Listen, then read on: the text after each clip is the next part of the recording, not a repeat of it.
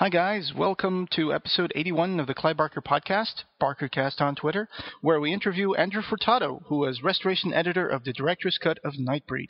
He worked in close collaboration with Mark Millar and Clive Barker on this project.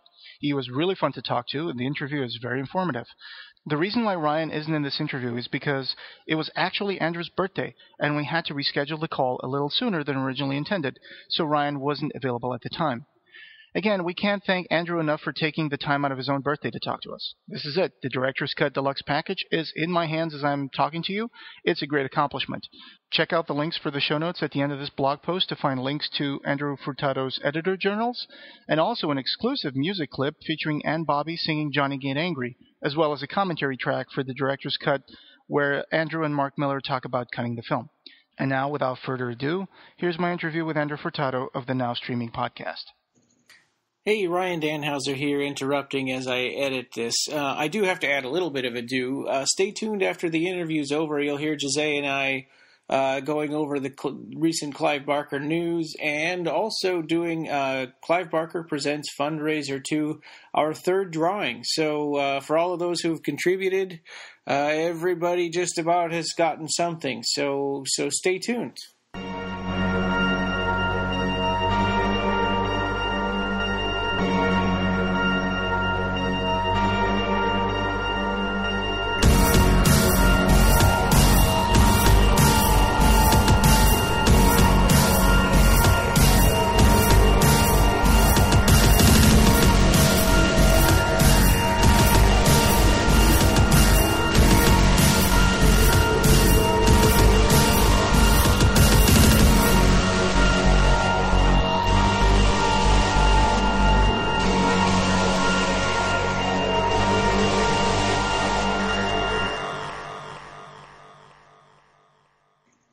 First of all, hey, happy birthday. Thanks. Yeah, so hope you got good plans for tonight. I don't. I was going to grab dinner, and then my friend's like, wait, when? I'm like, I don't know. Soon, I guess. And he's like, let's do it when I get out of work. I'm like, all right, thanks. All right. Yeah! That's how my friends talk. All my friends talk like they're taking a shit. And it just okay. How are you? I'm sorry I threw you a curveball. I'm an asshole. I don't care about it. That's fine. It's fine. We have our witty moments at the Clive Barker podcast. Like the other episode, I was imitating Clive Barker, and then I also imitated like Eigerman, which is one of my favorite characters to imitate from Nightbreed. He's pretty freaking incredible. Walking around in my fucking cell, Dad. Well, me and Mark.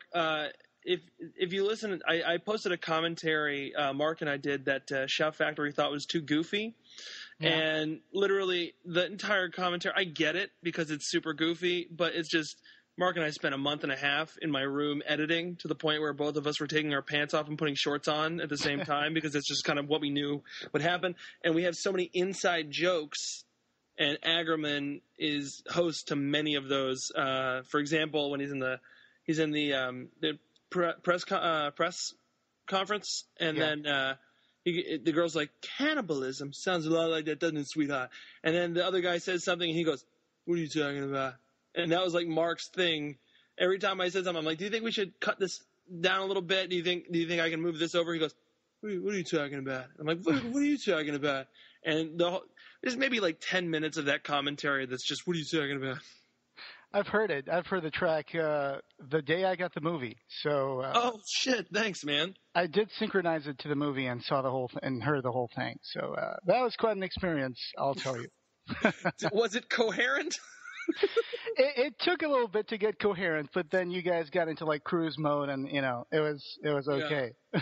I haven't listened to it. I'm too self-conscious, and plus I don't have my copy yet. Oh right, yeah. Oh, okay. I got both of them because I was completely fancy. Yeah, because I'm a fan.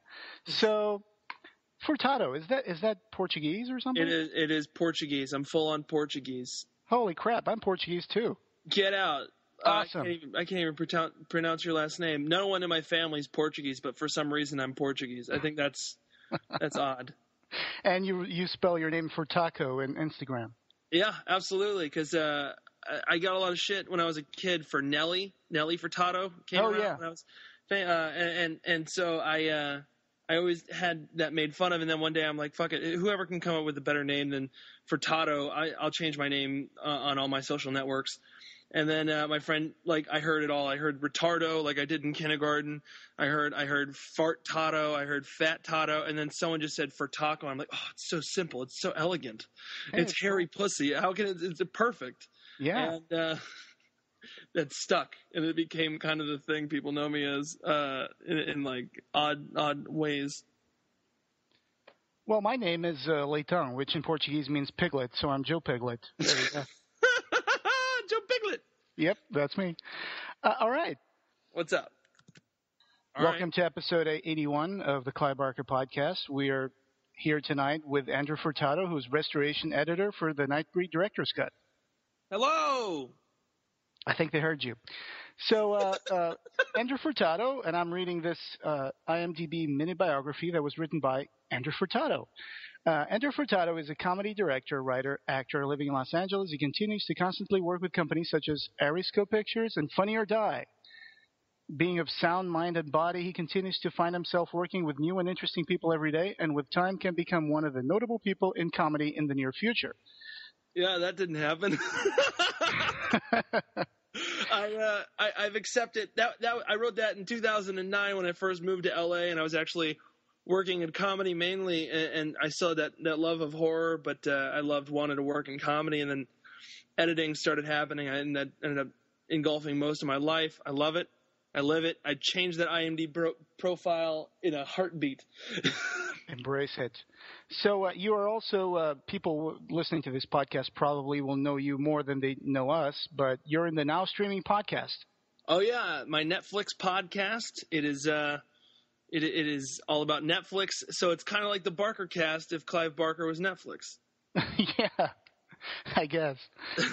You can do that, except every night you're going to watch either Hellraiser, Nightbreed, or Lord of Illusions. So. Oh, yeah. It's a very, very short podcast. Lord of Illusions was on Netflix. Candyman is on Netflix. So there's stuff. I could do a whole Barker episode. Fuck it. Let's do it. Yeah. So yeah, it's funny that you mentioned that Lord of Illusions is on Netflix because they put on Netflix the theatrical cut, which is an inferior cut. But on the topic of director's cuts, you put out this editing journal, this editor's journal, where you described your experience editing the Nightbreed Director's Cut with Clive and Mark. So I'm going to put that on the show notes so people can read it because it's really interesting. How did this happen? How did you meet? Do you know Mark Miller for a long time, or how did you guys meet? All right. Well, actually, I met Mark at a place out in LA called the Magic Castle.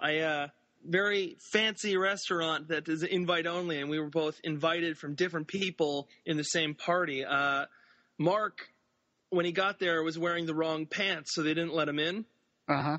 And so I immediately had to make fun of him when he did get in, because the first time I went, I wore the wrong pants. The only difference between him and I is that he actually went and bought the pants. I was too broke. I couldn't buy any fucking pants. So I was jealous that he did that. And so when he came in, I just gave him shit, and instantly him and I just started giving each other shit to the point where his wife was kind of just standing there going, okay, I'm just going to let this happen. Yeah. And we kind of just became friends after that. And then he found out that I edit, and I had a documentary coming out at the time called I Am Road Comic that I was working on, and he's a comedy fan, podcast fan. I used to work on a bunch of podcasts, and he listened to a couple of the ones that I worked on. So we talked about that. We had a lot in common, and then we made out in the bathroom, and that's about as far as that goes. Later on, he invited me last November. Actually, it was at Beyond Fest at the Cabal Cut screening. I don't know if you were at that, but it was I went to one of the Cabal Cut screenings. Yeah, it was at the Egyptian, which is a gorgeous theater, and Clive showed up, so I was like really excited. I hadn't seen it yet, and I heard a lot about it. I've seen Nightbreed a bunch, but the Cabal Cut was something that I'd never seen, and oh man, it's not good. I'm sorry. I've gone on record saying, and it's in the journal. I did it in a panel. I could not enjoy the Cabal Cut. It was just so long, and the best part about that movie is just seeing all the new footage. Yeah. And as an editor, I wasn't thinking like, oh man, this would be crazy. Look at all this stuff I could edit with, because I didn't even think about it at the time. I didn't think that was going to be an option. But I was watching it going, God, this is so slow. And even then I was like, dude, I would just cut this out. Why is this in here? Cut it out. Put something else in. You could move that over. Where are we? And it was like, I was already like watching it going, oh my God, I want to edit the shit out of this. And then about a week or two after that, Clive released the fact that they were making the director's cut. Yeah. And they released the information that they found the original 35 negative. And I texted Mark. I said, who's doing this? He goes, I don't know, some Shout Factory person, some asshole named Andrew Furtado, if he wants the job. I bet that caught you out of left field. Oh my God, I was stoked. I'm like, are you kidding me? I get to work for someone who scared the shit out of me as a kid. And the whole time I'm just sitting there going, oh my God, like this is surreal. I told my dad's like, I love Hellraiser. And then I'm like, Dad, it's Nightbreed. He's like, oh, I love Nightbreed. That's awesome. And so the next day, Mark Miller pulled up at your house with like a huge truck, and he dumped a bunch of like hard drives on your doorstep, right? Oh my God, I got terabytes and terabytes of footage, and he comes the first day with 3 hard drives. This is before we start. He's like, here's 3 hard drives. Don't touch it until we start, because I want you to watch some of it with me. I'm like, okay, cool. I of course I don't wait for him, and I plugged it in, and there's maybe 16 hours on the first few drives. Wow. And it's all MOS, which means there's no sound on any of it. And there's no real order to all the footage that they gave me. It's just like they found all the scraps. Because, I mean, it was in like a bunker in Ohio. It's not like it's going to be like well kept and organized. Like, oh, here are all the scenes for this movie. Here are all the scenes for that. It's just like all in a rolled up into balls and put into boxes, and they kind of just transferred as they went. And so I spent a solid 3 days just going through that footage, marking it, organizing it a little bit, so I knew at least where to find it. Yeah. And oh my gosh, and I had a copy of the Cabal cut that I had now watched 3 times, just so I could go, okay, this scene, anything that I saw that matched the footage from the Cabal cut, I put in, because I only had audio tracks that were from VHS rips. Sure. Because that's all the sound that they could find. So I spent 3 days syncing up as much footage as I could, and I was still missing a bunch. I was really nervous, and then they brought over more hard drives. And it had almost all the footage, and there was little things missing here and there, but with the editing, and I wasn't too worried, because I was constantly telling myself, I'm like, it might not make it in anyways at night, might not make it in anyways. And I was very fortunate that most of it didn't. We did a couple like clever editing tricks to cover up the stuff that we needed. So do we know who scanned this footage? I mean, did they do any kind of like digital filtering on it? Did they do any kind of restoration? Yeah, they. I don't know necessarily as much as the restoration business goes. I was just given crystal clear 35 millimeter rips. Like, it looked stunning. It was full 1080p. It was kind of like, it has. Here's the thing I love about film and film copies and prints. This is the whole. I get Tarantino and all that shit. Like, I'm also kind of a purist as far as that goes. I'm not obsessed. I'm not going to say, fuck it, it has to be on film. But right. with this stuff, if it's shot on film, it deserves to be seen on film. And there's like this subtle shake, for example. You'll notice it during credit sequences and stuff like that. When you're reading, you'll see this little movement. And it's just, it reminds you you're watching a film. You're not watching a flick. You're not watching a movie. You're watching a film, something someone took time on. There was hours and hours, and just watching all these negatives and stuff. Like, back then you had to pay for film, and so you put more care into everything you did. You made sure it was right before you said action and rolled the camera. And that was something that, just watching the footage, I was blown away. I found myself just watching different takes, seeing what he did differently in each of the takes. Sometimes it was just the same thing. The timing was off, but other times I couldn't hear what they were saying. But Lori, for example, her reactions were always so different. And I really wanted to – we actually did use a couple things that weren't what was intended to be used. They were intended to be used. We used them because it just gave that emotion that we were looking for a little bit more, the reactions and stuff like that. For example, a scene that we deleted that's on the bonus features is the Laurie going to the car scene and having this vision of I forgot what they call it, but the nightmare where the dude's getting his head cut off and put into the You're talking about the scene where Laurie establishes a psychic bond with Babette? Yes. They go back to that, and it's just like, it was weird. So it just didn't. I forgot where I'm going with this. Yeah, well, it was on the Cabal cut. That was a scene that was put in the Cabal cut. Yeah. I think the Cabal cut here was a lot of fans became really, I would say, stunned when they found out in 2009 that the tapes had been found, and so it took 3 years until Russell Charrington came up with the Cabal cut, and he got his hands on the material, and he cut it with Jimmy Johnson. Yeah, it's definitely really cool seeing all the footage in there now, all the new footage. Like that's one thing that I watched and talked to other like Nightbreed fans and filmmakers about. Everyone said it's so cool seeing all this footage and all the new monsters and all this crazy stuff. Absolutely. You were mentioning that this scene with Laurie where she establishes the psychic bond with Babette was on the deleted scenes, but I missed that one. I didn't see that one there. There were a few things from the Cabal cut that I didn't see in the deleted scenes, but yeah. But in any case, there was also some edits that you guys did where you fixed a few things in the movie, like the one where Eigerman beats up Boone in a cell, right? Oh yeah, we flipped that. Yeah. It's very simple. I don't know why it was flipped the other way, because the whole schematics of the scene were wrong. Like they can't push someone right and then all of a sudden they're coming in left. Okay. Yeah. But yeah, simple things like that. But yeah, we tightened up certain things. We cut out Ashbury in that because his character came out of nowhere, and that line definitely didn't make sense. There was something that was lost that I didn't have to help establish him earlier as more of an interesting character, because I wanted him, like, that was one of the notes. If you read the journal, that's one of the notes that Mark and I talked about, was the fact that Ashbury is so interesting towards the end. He's super important to the point where he's like following Boone in, and at this point we didn't know if he was following him or if he was invited into Midian, and we were still trying to figure out how important of a character we wanted to do. And then Clive told us, like, he's invited in, he's being brought in. He's also a vertical and actor, right? The vertical actor. He acts up and down. Vertical actor, constantly looks up and down, loves it. Yeah. And I hadn't noticed that until horizontal. Yeah, I hadn't noticed that until you guys were talking about that in the commentary track. I was like, you know what? Gosh darn it, they're right.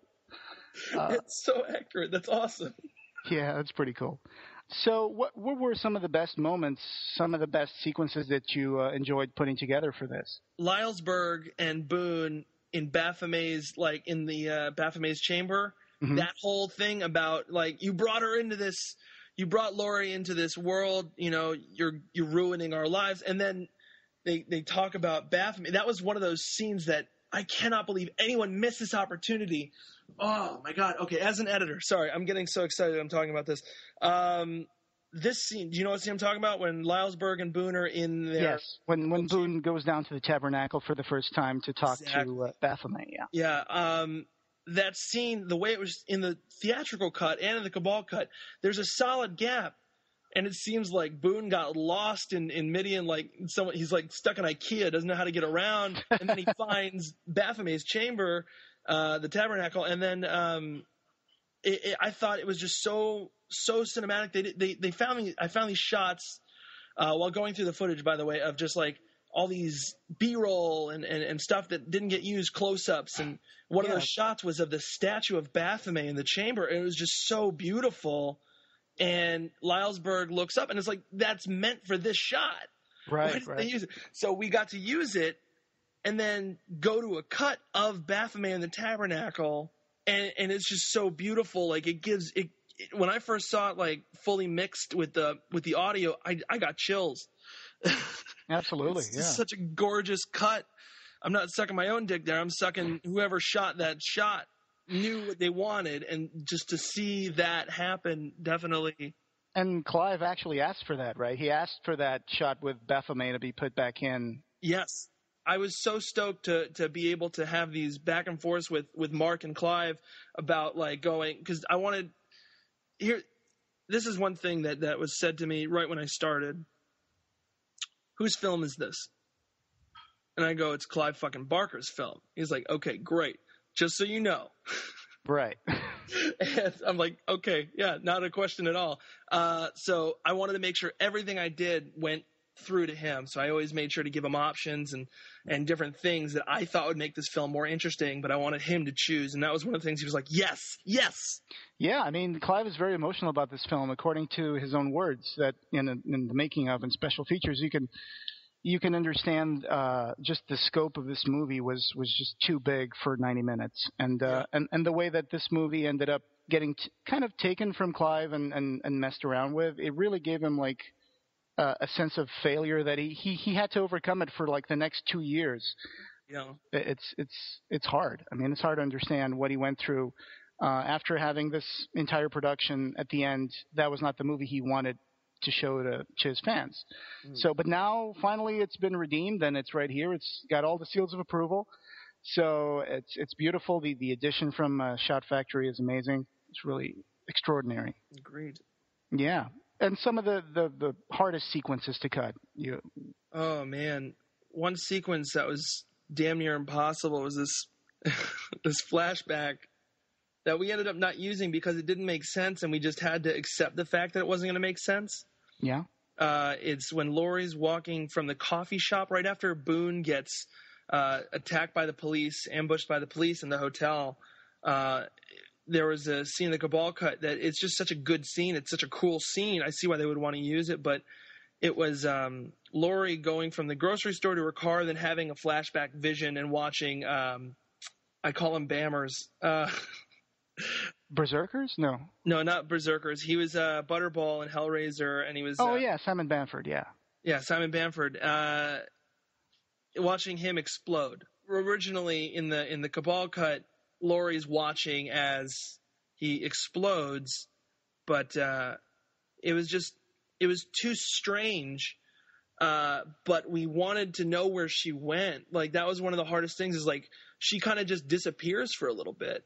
Eventually, we realized, she's so calm, but then she has this flashback, and then all of a sudden that look of panic goes on. She hops in her car and jumps, goes in. I'm gonna save you, and then we know where she's going. But in our cut, you actually we didn't use the flashback. We just used the panic. So she runs from the hotel to her car, gets in the car, and drives away. Right. That's enough information for us to go, okay, she's going somewhere.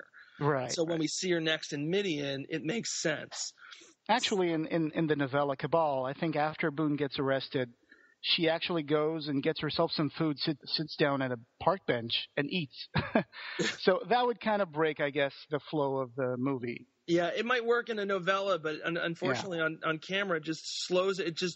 We're in such a high anxiety mode as viewers, and then all of a sudden it's just like, oh, we're gonna get coffee now. It's just too shocking for the emotions. I think you got to really kind of give us a little bit of a roller coaster. If you're gonna throw us for a loop, you can't get from one place to another, So the whole assault on Midian was also pretty hard to edit, right? I mean, because it used to go on forever in the Cabal cut.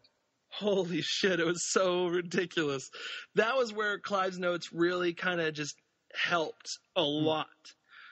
And I left a lot of those notes in my journal that you can read, of just Clive talking about if it's bad, toss it. Like if it looks like a weird shot, toss it. And we wanted to give you more battle than in the theatrical cut because it's definitely cut short. And now that we have these different stories going on, we have the buildup where Lylesburg and Ashbury are having their little tiff and creating that tension between them. So at the end, by the way, there's spoilers. I'm assuming, is it okay if I spoil? I don't want to spoil. Yeah, it's okay. I mean, I'm going to put a spoiler warning in this. Okay.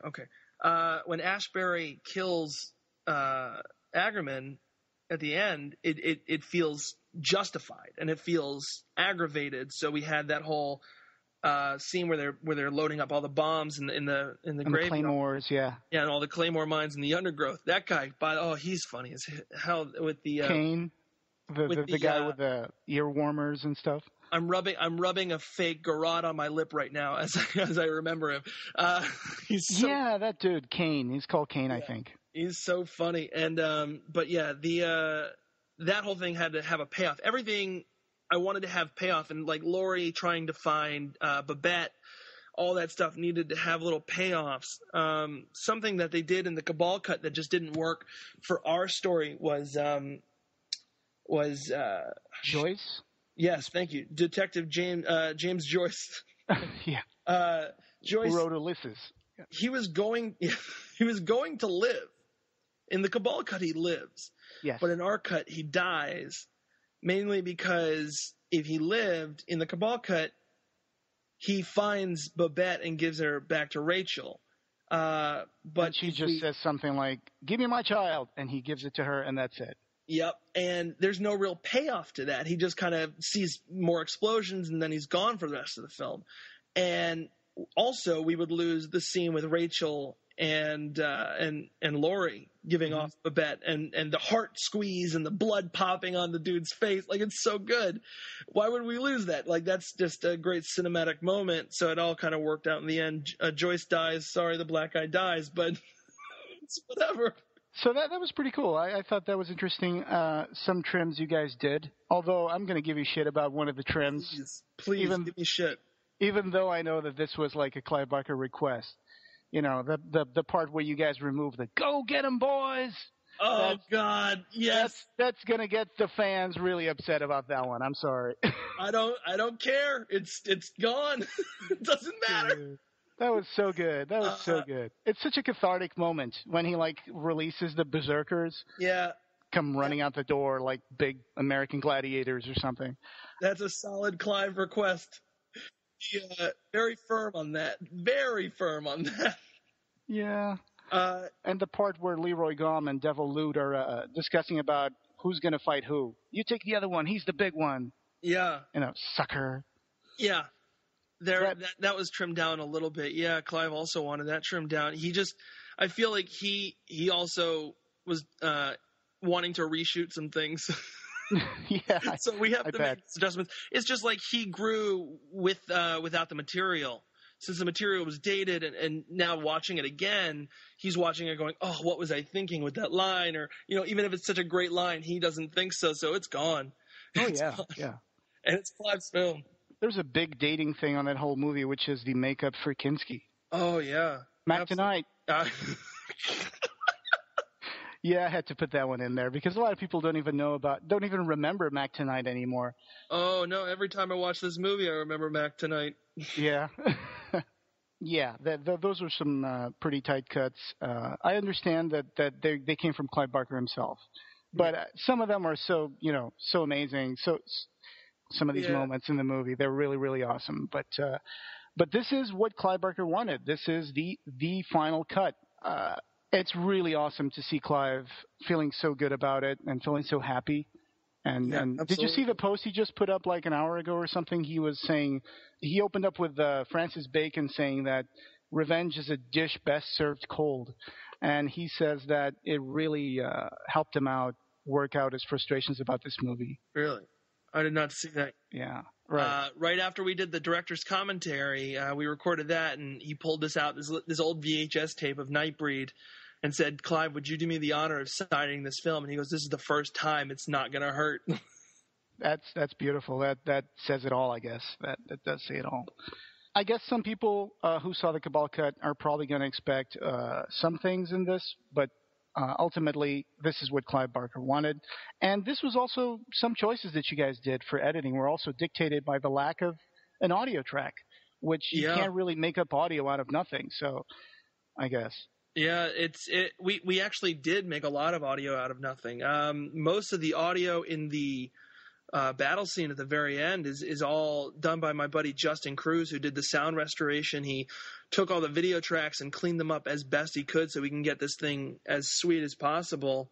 And there's also, like, we redubbed a couple people. Rachel, for example, we just couldn't because the original actress was redubbed for the film, and majority rules on her lines that we couldn't use the original negatives anyways, and plus, she's established as this gypsy woman who has this deep voice and it's so dark, and I don't sound at all like her, so we had to find an actress who could do that.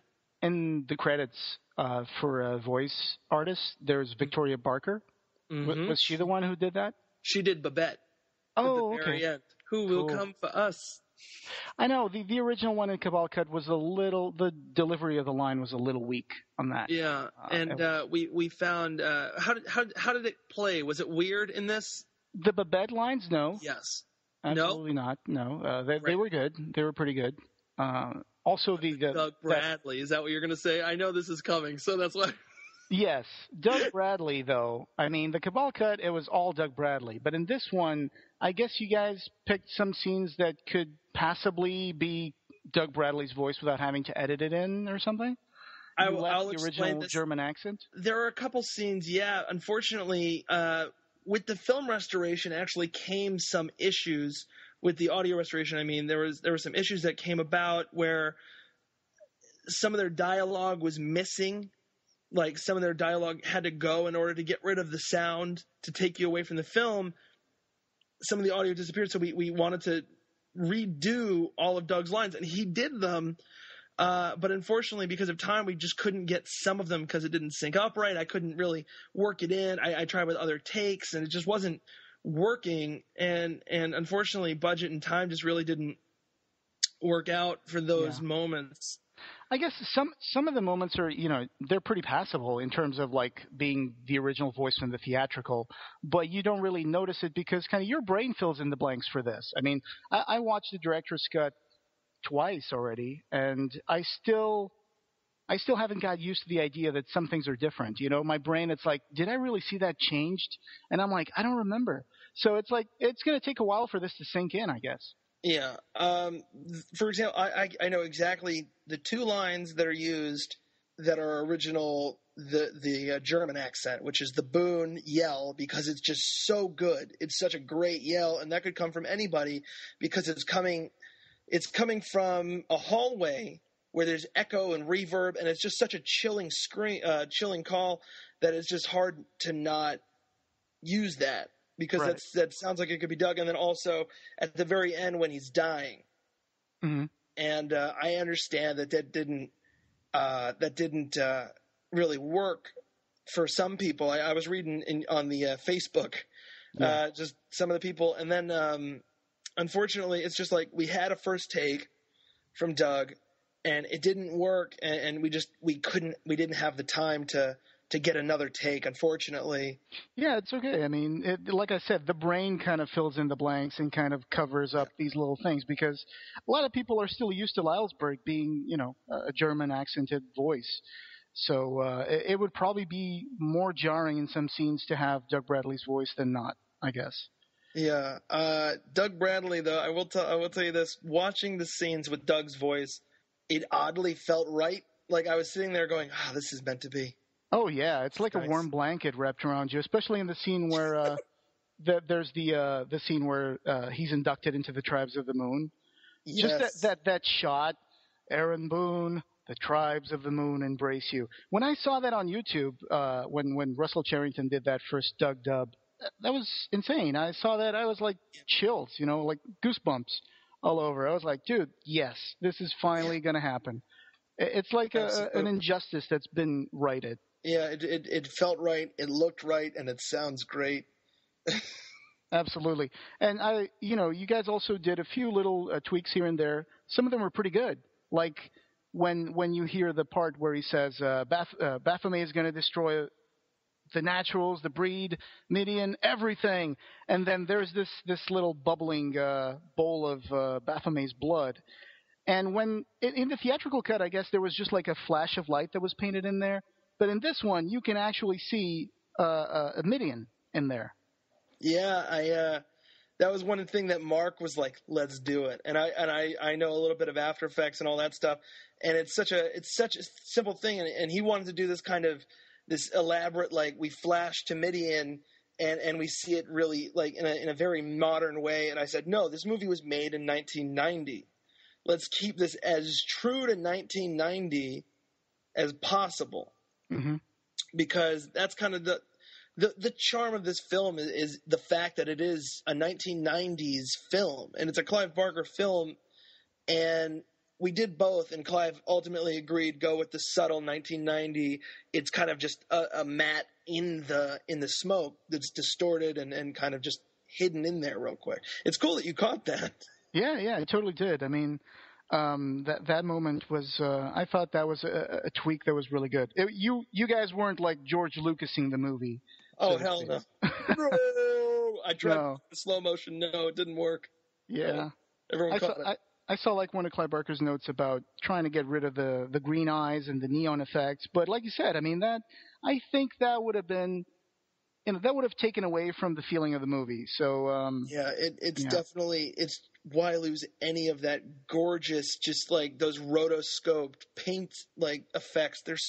It's so Clive Barker and it's so perfect that it's just like it would be doing everyone an injustice if those were gone. And it's just insane the amount of like footage we can see in the special features. I mean, this is insane. Like, there's almost enough footage in these special features that this movie could have been like 3 hours long. Oh, easily, but would you watch it? Yeah, it's like, I know that there's a lot of people were also expecting like a scene between Pelican and Shuna Sassy. Oh man, yes. And that didn't happen. That footage was not found on film. Oh. That footage, and also I had no extra audio, so I had bits and pieces. If you look, I used a little bit in that music video I made, because it was just like a little bit of them making out, and it was all MOS, and I had nothing. Right. And I had nothing to create a full scene, so it just... So frustrating. I know what you guys are talking about, but it sucks that it was one of those things that they didn't find everything. And that was unfortunately one of the things they didn't find. I really wonder what else they didn't find. Right. I mean, is it even going to appear in the future? Some guy one day is going to find this, and then it's going to be like the 2030, this is the real, Nightbreed right now. It's like, I hope they don't do that, but at the same time, I kind of hope they do. Yeah. It's like, it's just sad to know that some things that a lot of people love so much and think they're masterpieces are just like gathering dust in some vaults, completely unregistered, uninventoried, and it's just it's sad. But that said, I mean, the great redeemer of this whole process of making the director's cut is the fact that now finally, I posted this on the Occupy Midian. I said this movie was found, healed, and saved from its enemies. So it's kind of like Baphomet in a way. That's great. Yeah, that's accurate. Mark Miller, I cannot believe how much time he spent making this movie happen. Just like finding the footage, 6 years of his life are Nightbreed. That's true. I think a lot of people, when they read the news that Mark Miller is trying to find the lost footage of Nightbreed, everybody was like, good luck, rolling eyes and stuff. Like, that's going to happen. And so it's just, amazing that this all began with, Seraphim spring cleaning. Hey, what do you know? There's a few tapes in here. Let's see what they got. Holy crap. It's Nightbreed. And that was just amazing. It's been a great ride, and it's coming to a slow grind. Now the big thing about the fans, their big complaint now is they want this movie to come out in the rest of the world. Like Region 2, Europe, England, all other markets, which I'm sure is going to happen eventually. But absolutely, yeah. What was important is that this is done. This is locked in. This is released. That's awesome. Yeah, it's my first feature. Like I've done a documentary, but this is my first linear feature, and to have this on my resume as part of history in an odd way, it's just, God, I hope I can keep up. I gotta start working on a Lord of Illusions director's cut, or so. I gotta do something else that needs to be done. This inspires Clive to know that film is not his enemy, and the fact that that this sold 10,000 copies of the special edition alone, not even blinking an eye. I hope it shows it reinstills something in his heart that lets him know that people still love his film. And maybe, oh man, if he ever directs anything again, even like, oh man, I wish. I know it probably won't happen, but it's something that I'm going to constantly wish for. Absolutely. It's all the Clive Barker's movies have his own like genius that shines through. Even Nightbreed. I mean, even Nightbreed, that was a kind of flawed movie, and I say flawed not in the sense that the directing failed or the cast failed, but that the production kind of fell apart at the end, and there was a lot of intervention and interference. But even this movie, I mean, you see Occupy Midian, it's full of people who love this movie, the theatrical cut as well. Yeah. So it's a testament that even though this movie had less than stellar moments, it still holds up. And now with the director's cut, I think it's going to hold up much, much more. And a lot of people are going to be seeing this movie for the first time. New fans are going to come. So it's amazing. There's comics going on. There's all sorts of stuff. Yeah. The beauty of Clive is his films are so beautiful that sometimes, like, for example, there's one thing that's always bugged me. And when I found out I was going to do this, I was like, sweet, maybe this is in there. But how Narcisse gets from the hospital to Midian and things like that, there's little subtle things that there was no footage of, and I was like, I personally wanted to know what the hell happened, how to get there, but that's a whole nother story. You can just turn your brain off and watch, and you're getting a cool story with visuals and stuff. Like, I don't think Clive is a perfect filmmaker. Of course he's not. He's a human being, but it's just like, there's nothing wrong with what he does. It's just so good. No, absolutely not. Yeah. No, I mean, Clive Barker likes to delve into different fields. I mean, he's not only a writer, he was a theater, he had a theater company, he paints, he is a photographer, and he's very accomplished in all of these things, of course. So, he's very much a Renaissance man in terms of, exploring other media and stuff. But, in the movies, maybe his movies weren't as successful as his books, but for sure that they do let the genius shine through them, especially like movies absolutely. like the director's cut of Nightbreed and Lord of Illusions and Hellraiser. We're not going to go down the sequels of the Hellraiser because that's really, I don't want to cry live on the podcast, but those aren't his movies. It's okay. Those aren't his movies. That's Stick to Barker. Yeah. I mean, but Peter Atkins was also like, I usually say that Clive Barker was the father of Hellraiser and Peter Atkins was the nurturing mother of the Hellraiser series. Yeah, honey, you do your thing, Hellraiser. You just keep going. It's okay. No, I support you. I'll drive you to soccer practice. Don't worry about it. Yeah, that's it. So, thank you very much for taking the time to do this and talking to the Clive Barker podcast. It's been really fun.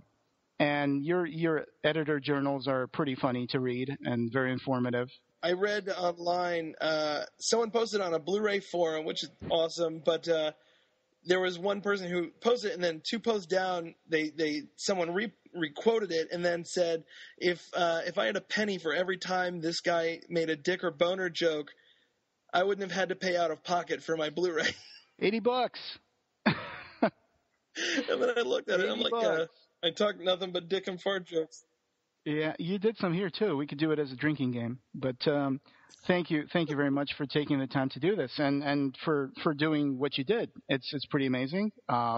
It's completely redeemed. This package redeems all the forgetfulness and negligence that this movie suffered through the years. And I've had the making of the film book since the 90s. So since like 1992 or 93. So it's like for 20 years, I've seen these pictures of these scenes that never made it to the movie. And I'm like, I wonder when there's going to be a director's cut. There's one thing, I don't know if you know, that Clive said once. He said back in the early 2000s, I think, if they never find that footage, those 25 minutes of footage, which at the time there were 25, there weren't even like 40 or whatever. But he said, I'll be damned if I don't do like I'll fill in the scenes that are missing with finger puppets. And I was like, yeah, I'd pay to see that. I would totally pay to see that. I'd pay to see that. Yeah, absolutely. You know what should happen? There's a thing that's out now, Star Wars Uncut. Have you seen this? a bunch of people redid different scenes of Star Wars with different. It's like shot for shots of Legos, animations, cardboard. Yeah, they did one recently with the Return of the Jedi. Yes, and they also did RoboCop. Midian, oh, that would be so cool. Clive Barker, Nightbreed, uncut. Let's do it. Dude, you might have done the genesis of Occupy Midian's next project. Ask all the fans to do a shot of the movie, and at the end would just make a big suede Nightbreed. If we do it, I'll edit it. All right. You heard it right here. History in the making. I cannot tell you, I've been watching nothing but just Occupy Midian's Facebook page, Twitter, talking about Nightbreed, and there are a couple bad, of course. We're it's whatever, but the good is just it's heartwarming. It's so overwhelmingly fantastic. Just knowing that I'm part of this, and the fact that people are loving the film, and no one's saying anything really sucked. There's a couple scenes Ryan Turek from Shock Till You Drop. I ran into him at a movie, and he just went, "Oh, my one gripe with the film is just this one clip," and other than that, it's just people are extremely, extremely kind about this film, and it's super cool. I've never had that in my life, and the fact I want more of it. I want to do more stuff like this. Absolutely, yeah. So I guess a lot of people are going to be changing their IMDb pages. Hopefully, we'll see. Yeah. All right. Well, thanks a lot for doing this and for your work for the director's cut. It's been really fun talking to you, and I will let you know when we put up this episode. We're going to be doing the editing as quickly as possible, and we will post this on Occupy Midian first. Great, man. Thanks. I appreciate your Georgia Peach. All right. Thank you, Andrew, and I wish you well in all your future projects. You too, man. Stay safe. All right. Bye-bye. Bye. Let's go through the news. I guess the big one, of course, is this is Occupy Midian news. Is the Nightbreed Director's Cut Deluxe Edition and the regular Combo Pack Edition are starting to arrive at people's houses. Yeah, I got mine on Friday. And I got mine on Saturday. Amazing. Yeah, so that's all I can say. Yeah, and I've watched I've watched the director's cut, but I haven't looked at any special features or listened to any commentaries, except for the one with Andrew Furtado, the unofficial one with Andrew Furtado and Mark Miller. I listened to that, but I haven't listened to any that came in the package. I already saw everything in the package in the deluxe edition. I already saw that. As soon as I got that package, I opened it up. Yeah. It brought a poster for each of the editions, like the deluxe and the regular. Yeah. Which I didn't expect. I thought they were only going to include a poster for the deluxe edition. That's what I thought too. I don't remember reading anywhere that you could get one with each one. Yeah, me neither. So I got two posters. I got the regular and the deluxe edition. And so that was really cool. I opened them up. Actually, I only opened up the deluxe edition on Saturday, the next day, I think, because that's when I did the unboxing video. But, man, it looks really amazing inside. It's beautiful. The box in the deluxe edition is really hard and sturdy, and it comes with two beautiful discs. All the covers of either edition are reversible for every disc box. And my number, what was it? I think 134 is what mine is.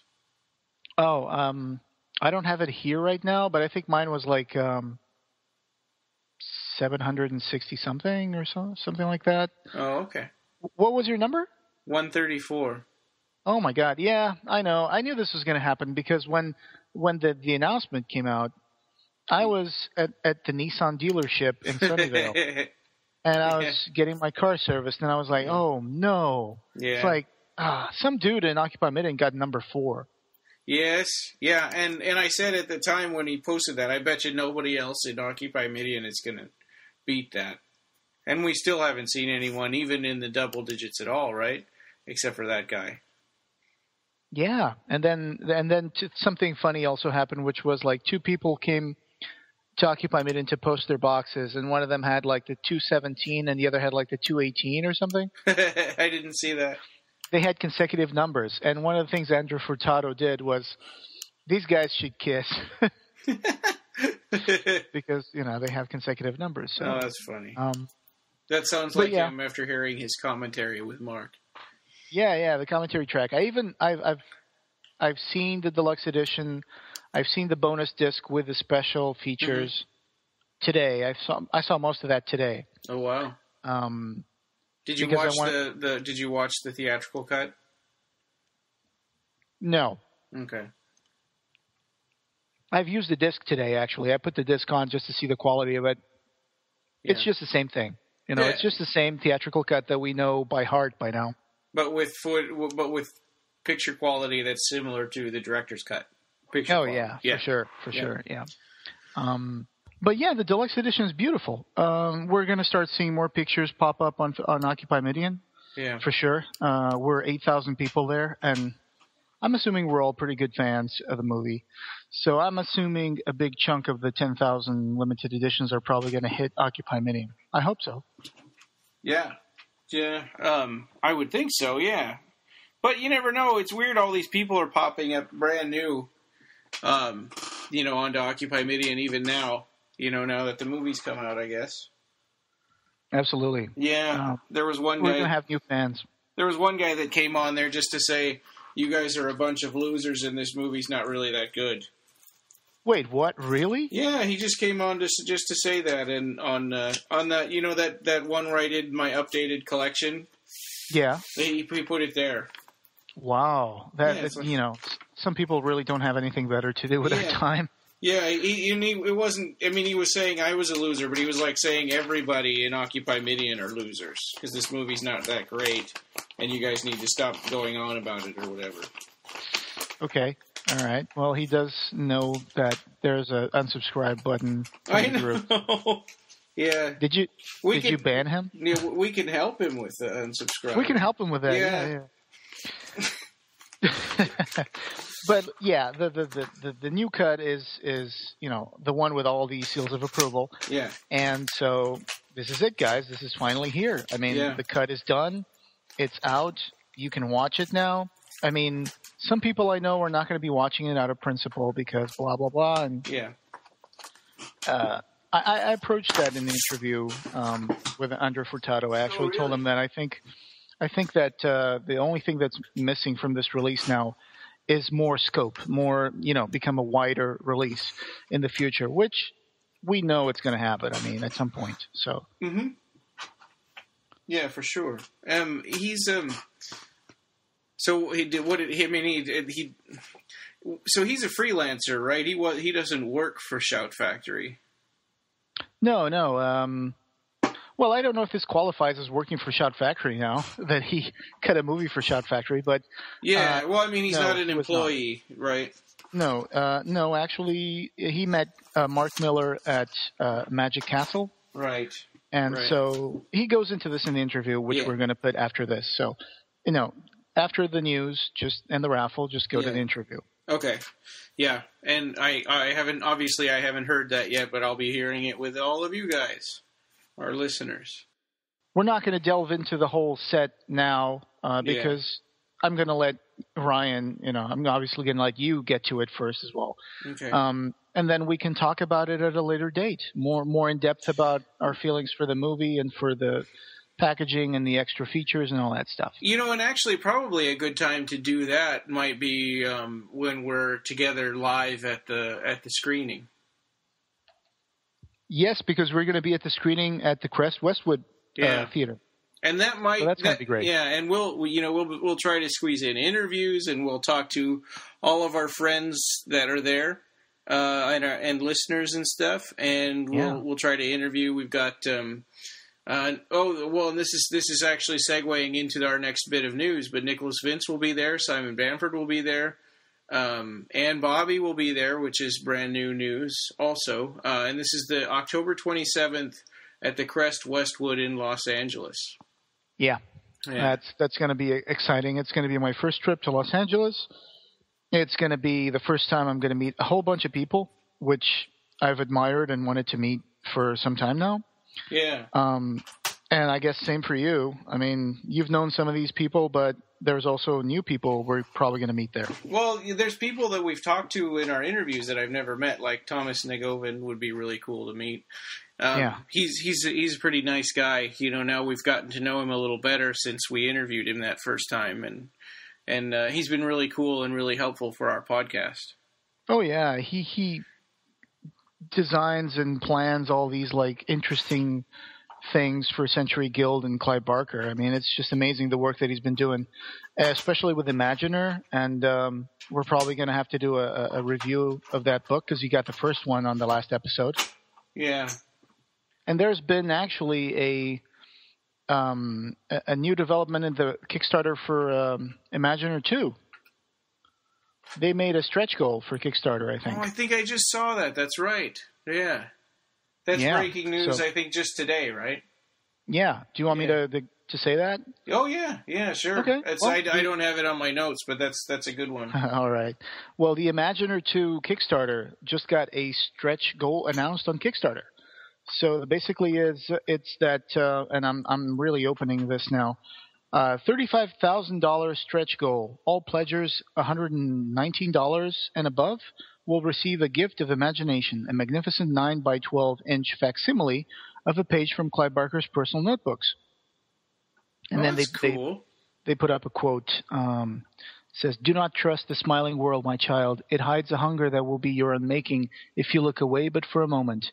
It's a drawing that Clive made in his sketchbook, and he wrote a little piece of prose poetry next to it. And what amount do you contribute to $119 and above. $119. Man, I really want to do that.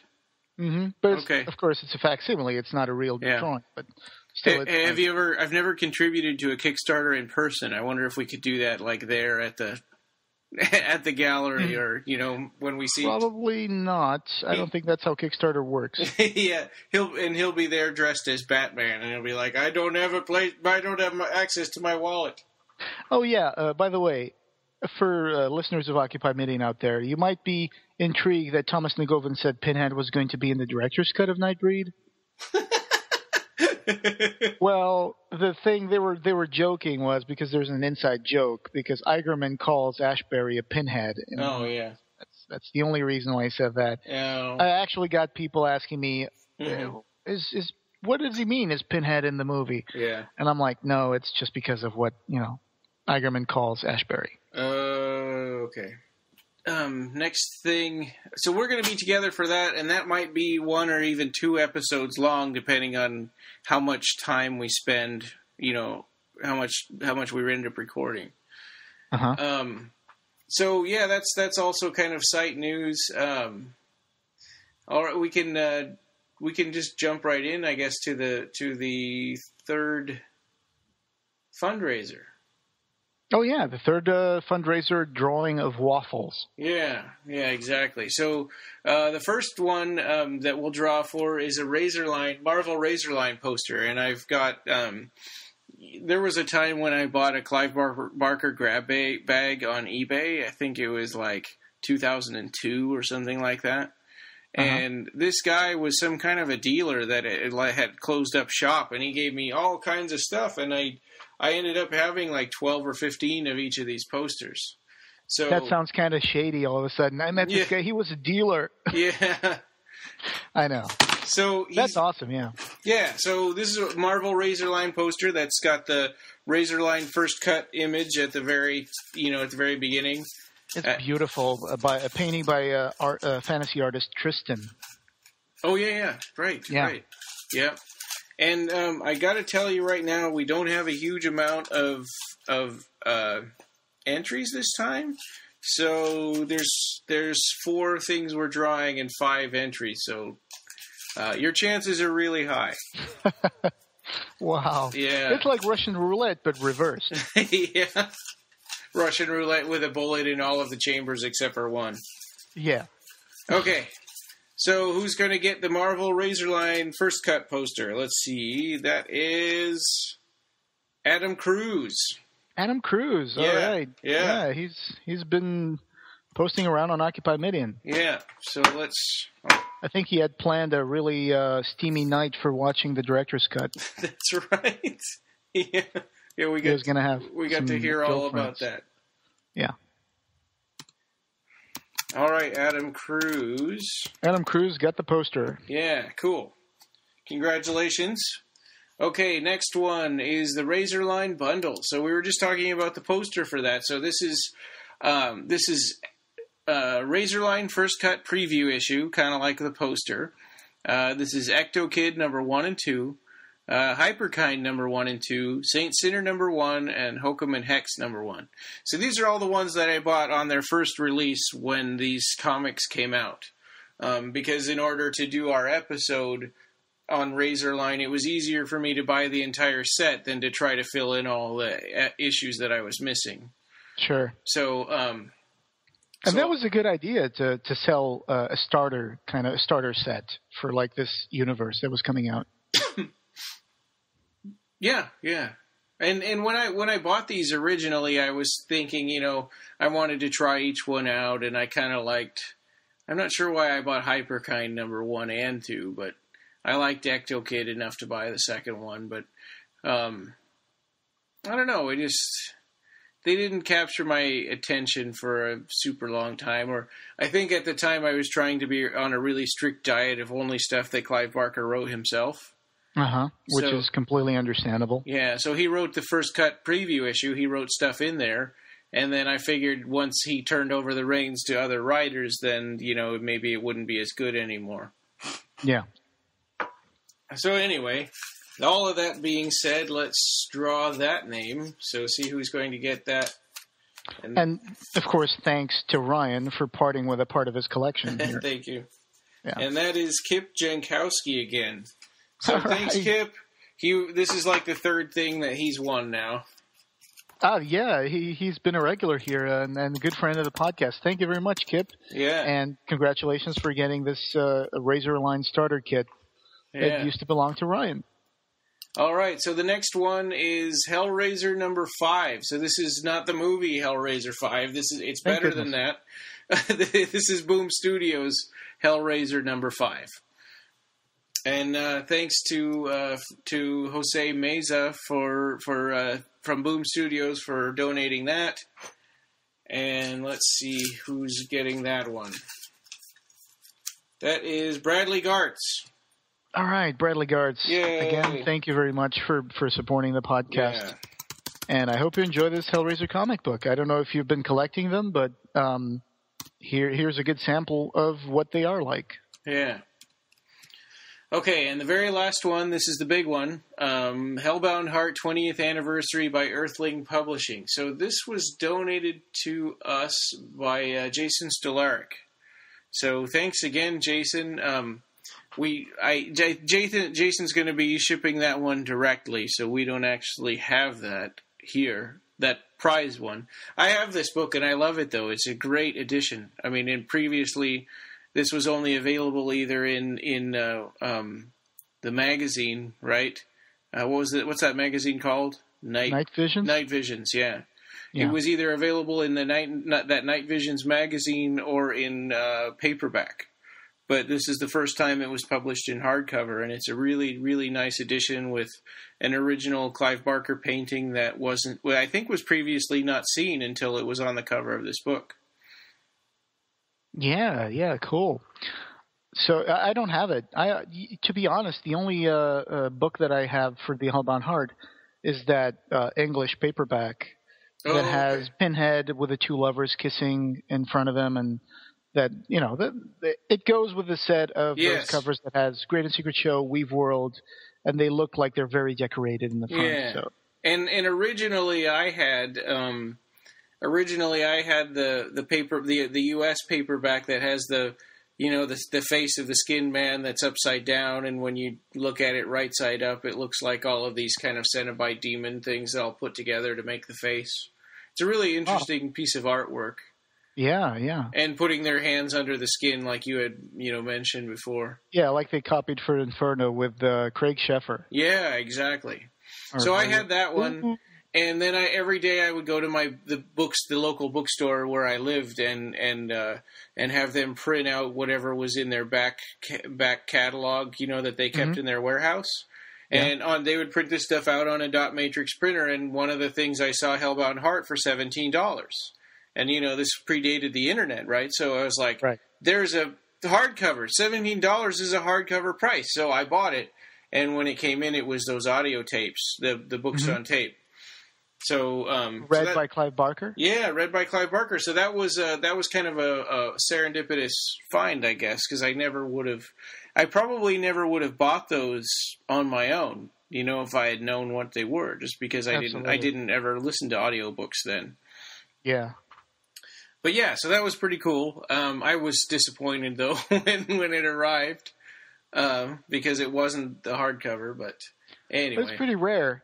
Rare. So you did make a good buy on those tapes, and of course that was Clive Barker's voice, which I was fascinated when I listened to that for the first time, especially with the intonation that he gave the Cenobite voices. Well, and most of us have seen Hellraiser before reading Hellbound Heart. I would say probably 90% of Clive Barker fans.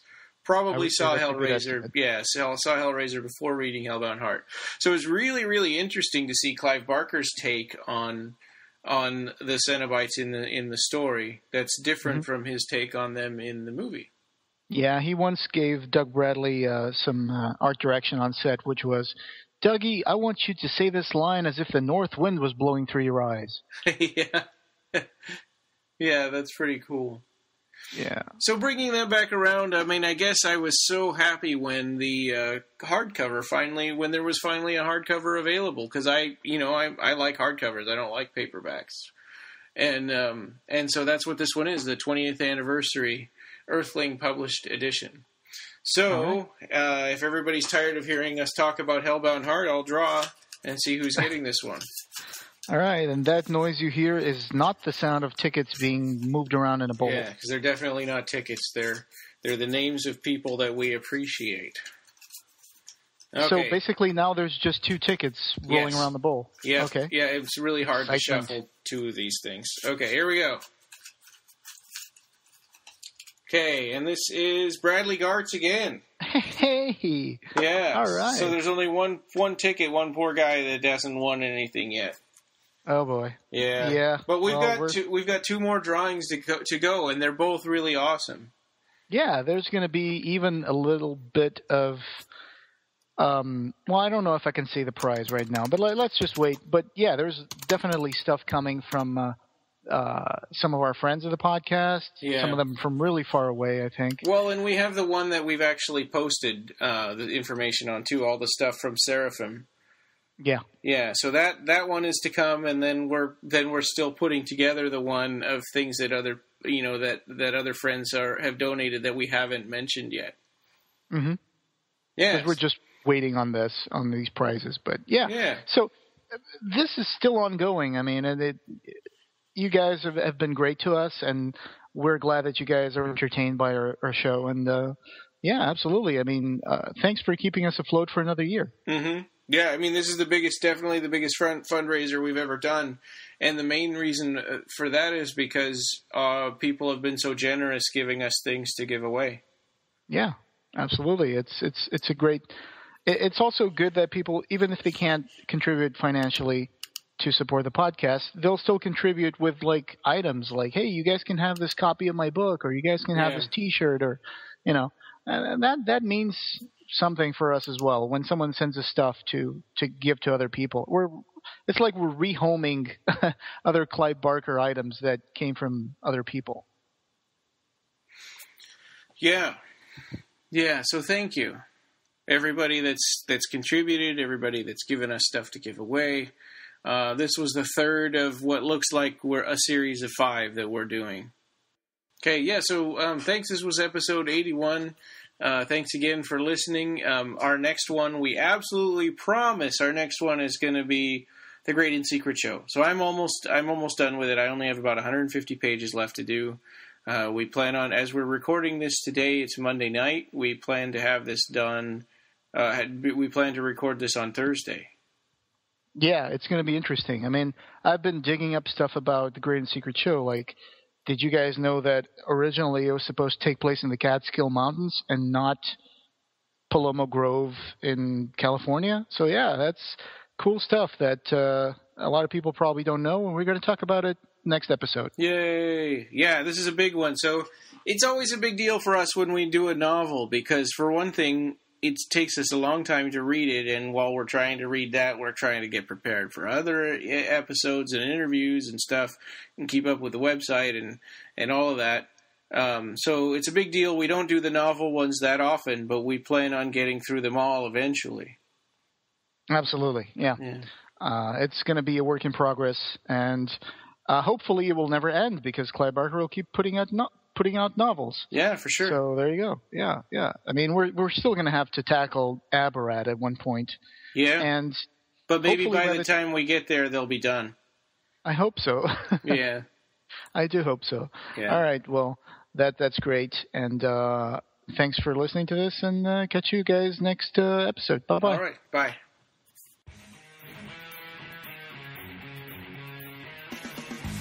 You can reach us on the web at www.clivebarkercast.com. Leave us a review on iTunes. We're on Podomatic, Xbox Music Store, TuneIn Radio, Stitcher, Double Twist, BlackBerry, and Pocket Cast. Like our page on Facebook and join the Occupy Midian group. On Twitter, we're at BarkerCast and at Occupy Midian. The forum is www.clivebarkerfans.com/forum. Opening theme by Colin Lakativa.